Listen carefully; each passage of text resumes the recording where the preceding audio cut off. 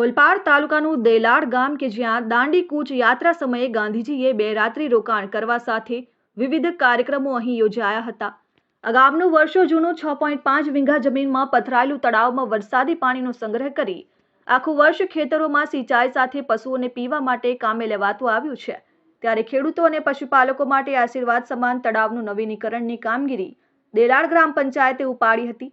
સરપંચ ભાવિનભાઈ R પટેલે આપેલી માહિતી મુજબ દેલાડ ગ્રામ પંચાયત સ્વભંડોળ અને સરકારની જુદી ગ્રાન્ટ સાથે લોક ભાગીદારી થકી ભંડોળ એકત્ર કરી અંદાજિત 2 કરોડના ખર્ચે તળાવ નવીનીકરણ કરાયું છે. ત્યારે વન પર્યાવરણ મંત્રી મુકેશ પટેલે લોકાર્પણ કરવામાં આવ્યું, જેમાં કલરફુલ લેઝર લાઇટ અને ફુવારાઓથી તળાવ ઝળહળી ઉઠ્યું.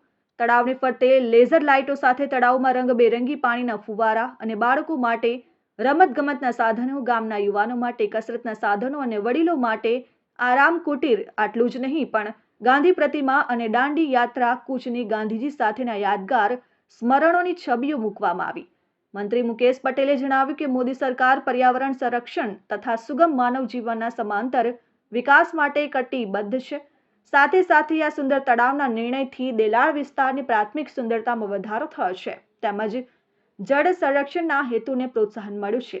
આ સુંદર તળાવના નિર્માણથી વિસ્તારની પ્રાકૃતિક સુંદરતામાં વધારો થયો છે તેમજ જળ સંરક્ષણના હેતુને પ્રોત્સાહન મળ્યું છે. ત્યારે મોદી સરકાર પર્યાવરણ સંરક્ષણ તથા સુગમ માનવ જીવનના સમાંતર વિકાસ કટિબદ્ધ છે. સુડા દ્વારા આજ રોજ મારા દેલાડ ગામે 517 લાખના ખર્ચે દેલાડ લેક ગાર્ડન બનાવવાનું બ્યુટિફિકેશન કરવામાં આવ્યું છે.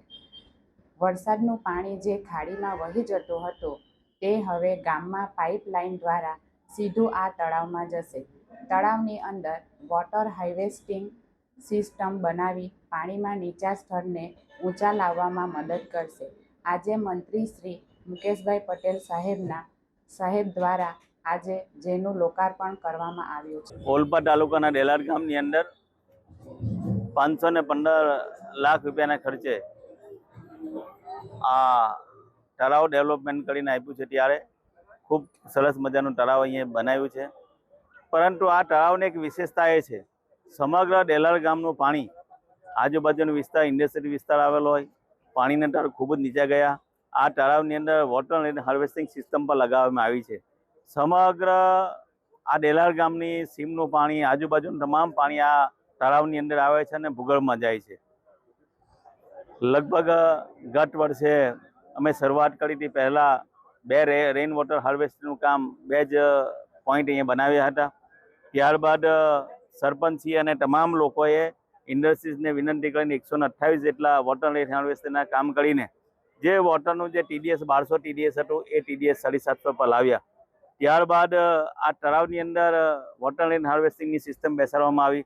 તમામ ગામનું જે પાણી હતું એ પાણી બધું જ તળાવની અંદર સમાવેશ થાય છે. આ વખતે દેલાડ ગામની અંદર ક્યાંય પાણી ભરાયું બધું જ તળાવની અંદર સમાવેશ થઈને જે પાણીના તળ નીચે ગયા એ પાણીના તળ પણ ઊંચા આવી ગયા છે.